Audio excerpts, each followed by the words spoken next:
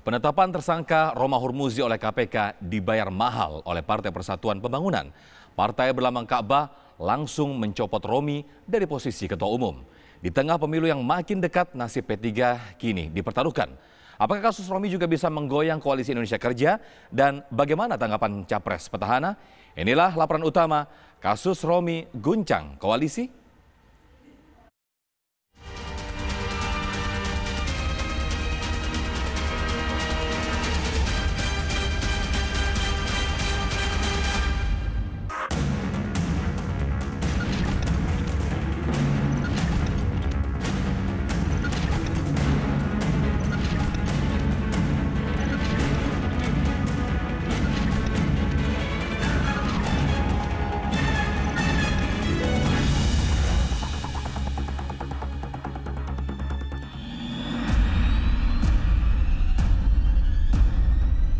Pasca penetapan tersangka Roma Hurmuzi oleh KPK, P3 langsung mengambil langkah strategis. DPP resmi mencopot Romi sebagai ketua umum dan menunjuk Suharso Monoarfa sebagai pelaksana tugas ketua umum Partai Persatuan Pembangunan. Tujuannya agar pemilu berlangsung tenang. Berdasarkan hasil rapat pengurus harian, ada 3 yang menjadi keputusan rapat tadi. Yang pertama adalah pemberhentian terhadap Insinyur Haji Roma Hurmuzi MT berdasarkan anggaran dasar dan anggaran rumah tangga karena beliau terkena kasus.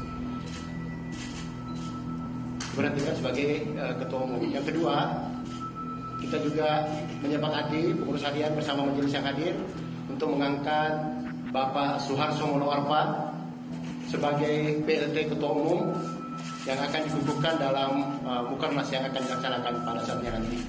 Saya setuju kalau Pak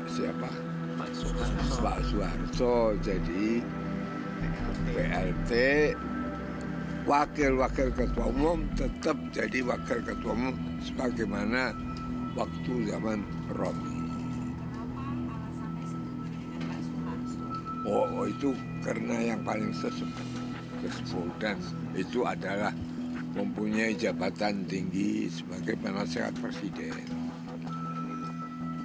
dan supaya pemilu ini tetap tenang.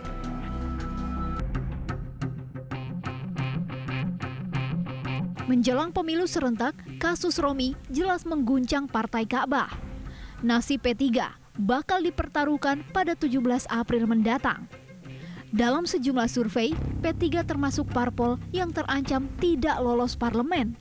Namun politikus P3 berharap kasus Romi tak ikut membelit elektabilitas partai. Tentu berharap ya peristiwa ini meskipun sekali lagi memukul kami berharap ini tidak mempengaruhi elektabilitas kami dan tentu kami harus menjelaskan soal ini dengan cara bijak. Kami paham bahwa saat ini terutama di media sosial isinya semua cacian, makian, kecaman terhadap peristiwa yang menyangkut Ketua Umum P3 Mas Romi. Tapi kami sikapi itu dengan dingin dan kami yakin pada saatnya juga kami akan bisa menjelaskan ini dengan bijak dengan cara-cara yang santun. P3 justru menilai kasus Romi mencerminkan tidak ada tebang pilih dalam kasus hukum.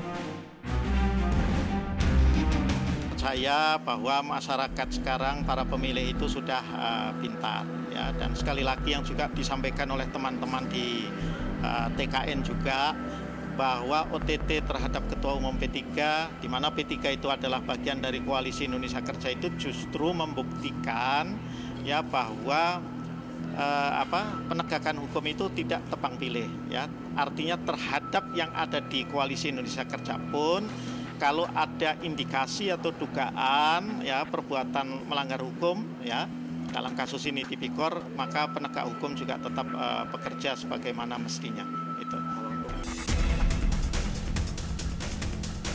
Sementara itu, calon Presiden petahana Joko Widodo yakin kasus hukum Roma Hurmuzi tidak berpengaruh bagi koalisi Jokowi Ma'ruf.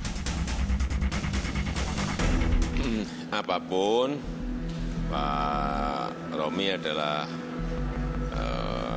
kawan kita sudah lama dan juga ikut dalam Koalisi Indonesia Kerja juga sudah lama. Kita sangat sedih dan prihatin. Tetapi kita menghormati keputusan yang telah ditetapkan oleh KPK dan kita menghormati seluruh proses hukum yang ada. Saya kira kita konsolidasi kita dengan partai-partai tidak ada masalah. Tidak ada masalah. Tidak mempengaruhi apalagi tidak lah. Tetap solid dan semuanya tetap pekerjaan politik tetap terus dilakukan. Ya. Namun pengamat politik Ade Reza Haryadi menilai kasus Roma Hurmuzi justru menjadi pukulan telak bagi P3 maupun koalisi. Pasalnya, Romi memegang posisi strategis di partai dan tim kampanye nasional Jokowi Ma'ruf. Pak Romi ditersangkakan dalam waktu yang tidak terlalu berselang jauh dengan pemungutan suara legislatif maupun Pilpres. Saya kira ini akan memberikan dampak psikologi politik yang luar biasa bagi struktur pemilih Islam di Partai P3 terhadap kredibilitas partainya, karena ternyata ketua umumnya terjerat perkara yang terkait dengan isu korupsi dan sekarang ditersangkakan oleh KPK. Dan bagi TKN ini jelas akan menjadi pukulan politik yang cukup telak ya, terkait dengan potensi Pak Jokowi untuk meyakinkan dan meraih dukungan politik dari pemilih Islam ya, yang selama ini Pak Romi kelihatannya menjadi garda terdepan dan termasuk juru kampanye yang cukup agresif sekali ya. Dan sekarang dengan status sebagai tersangka tentu ini akan merugikan citra politik TKN dan citra politik P3 itu sendiri. Banyak lembaga survei yang mengatakan bahwa posisi P3 ini tidak cukup aman untuk melampaui parliamentary threshold ya. Nah, apalagi ditimpa dengan kasus ketua umumnya menjadi tersangka KPK, kasus terkait dengan isu jual beli jabatan di Kementerian Agama. Ini akan memberikan disinsentif elektoral yang signifikan bagi P3 yang selama ini didera konflik internal dan harus tertatih-tatih untuk mempertahankan posisi politiknya sebagai partai menengah ya. Karena itu ini pasti akan merugikan kepentingan P3.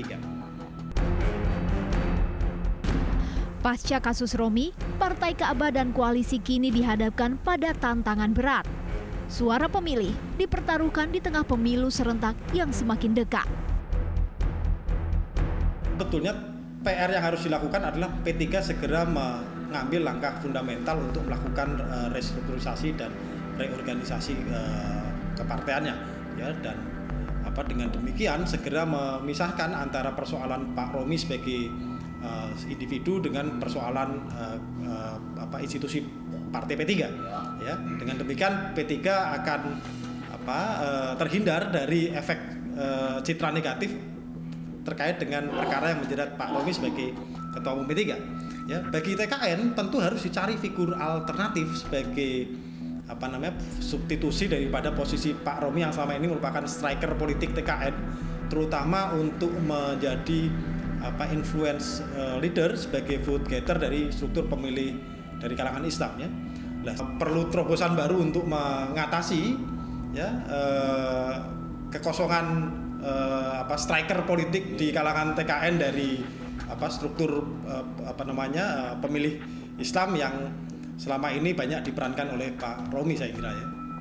Dengan memprioritaskan kader-kader P3 untuk menempati posisi itu sebagai satu striker politik yang menggantikan Pak Romi ya. Dengan demikian TKN bisa bekerja lebih efektif, lebih fokus dan segera terhindar dari persepsi negatif yang dapat dieksploitasi ya, terkait dengan kasus Pak Romi, seolah-olah ini TKN ini banyak figur-figur yang tidak pro pemberantasan korupsi, banyak figur yang terjerat perkara hukum dan lain sebagainya.